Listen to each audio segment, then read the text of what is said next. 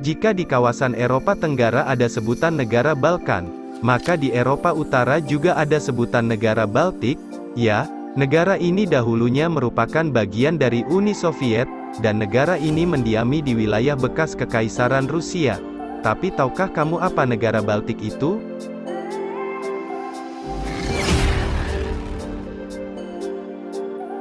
Selamat datang di channel Zero Encyclopedia, channel yang membahas tentang suatu fakta unik dari berbagai negara di dunia, yang diharapkan bisa menambah wawasan ilmu pengetahuan sobat ensiklopedia semuanya.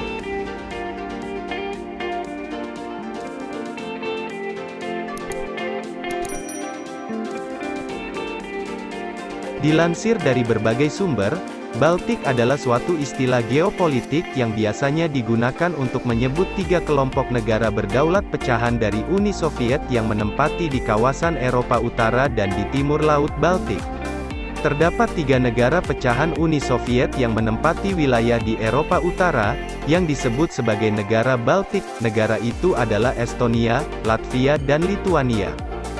Istilah ini tidak digunakan dalam konteks area budaya, identitas nasional, atau bahasa, karena mayoritas orang di Latvia dan Lituania adalah orang Baltik, sedangkan mayoritas orang Estonia adalah orang Finlandia.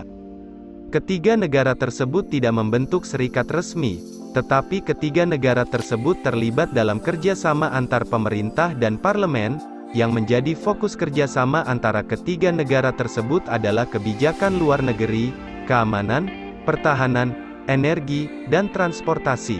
Ketiga negara Baltik merupakan anggota dari organisasi NATO, zona Euro, dan OECD. Ketiga negara tersebut juga termasuk anggota aktif Uni Eropa. Pada tahun 2020 dan 2021, Estonia merupakan anggota tidak tetap Dewan Keamanan PBB. Ketiganya diklasifikasikan sebagai negara dengan ekonomi berpenghasilan tinggi oleh Bank Dunia, dan mempertahankan indeks pembangunan sumber daya manusia yang sangat tinggi. Istilah negara-negara Baltik mulai dikenal pada abad ke-20.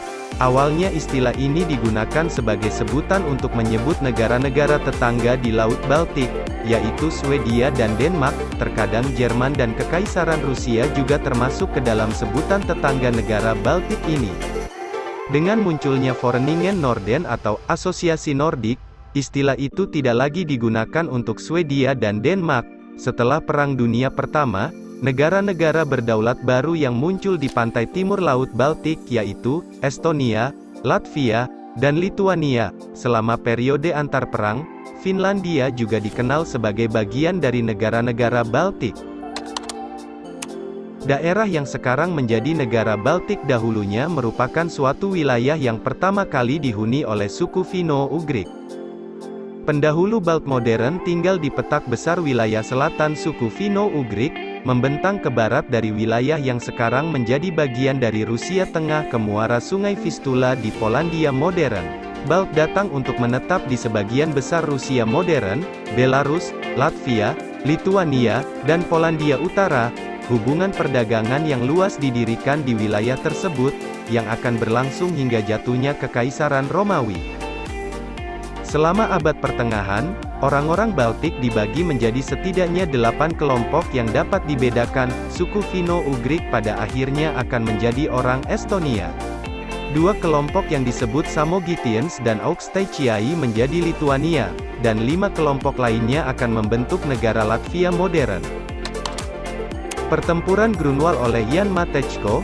Pertempuran itu terjadi pada tahun 1410 selama Perang Polandia-Lituania-Teutonik. Antara abad ke-10 dan 13, orang-orang Baltik berada di bawah pengepungan dari segala arah, terutama oleh bangsa Viking dari Skandinavia, dan Slavia dari timur. Sementara Jermanik dari barat menaklukkan sebagian besar wilayah yang sekarang terdiri dari negara Baltik, kecuali Lituania. Orang-orang Lituania berhasil mempertahankan kemerdekaan mereka, karena sebagian wilayah mereka terdiri dari hutan lebat dan rawa. Hal itulah yang menguntungkan penduduk Lituania dari invasi dan pengepungan. Bahkan pada tahun 1236 Masehi, seorang kepala suku bernama Mindaugas berhasil menyatukan beberapa suku Lituania menjadi satu kesatuan politik. Dia kemudian akan dibunuh. tetapi entitas politik yang dia ciptakan tetap bertahan. Pada tahun 1385, melalui pernikahan dengan seorang ratu Polandia, mahkota Lituania bergabung dengan mahkota Polandia. Itu adalah awal mula dari apa yang akan menjadi persemakmuran Polandia-Lituania, yang menguasai bagian selatan Baltik, sementara Swedia menguasai utara. Namun, pada abad ke-18, Rusia mulai merebut wilayah di Baltik. Pada akhir abad ke-18, semua wilayah Baltik menjadi bagian dari Kekaisaran Rusia. Pemerintahan Rusia akan memperluas kekuasaan hingga ke Baltik sampai awal abad ke-20. Selama Perang Dunia Pertama, Revolusi Rusia terjadi, mengakhiri Kekaisaran Rusia Tsar. Ketika Perang Dunia Pertama berakhir, orang-orang Baltik melawan upaya Uni Soviet yang baru dibentuk untuk mengambil kembali kendali atas wilayah mereka. Dan pada tahun 1920, Soviet menandatangani perjanjian dengan Latvia, Lituania, dan Estonia, mengakui kemerdekaan mereka.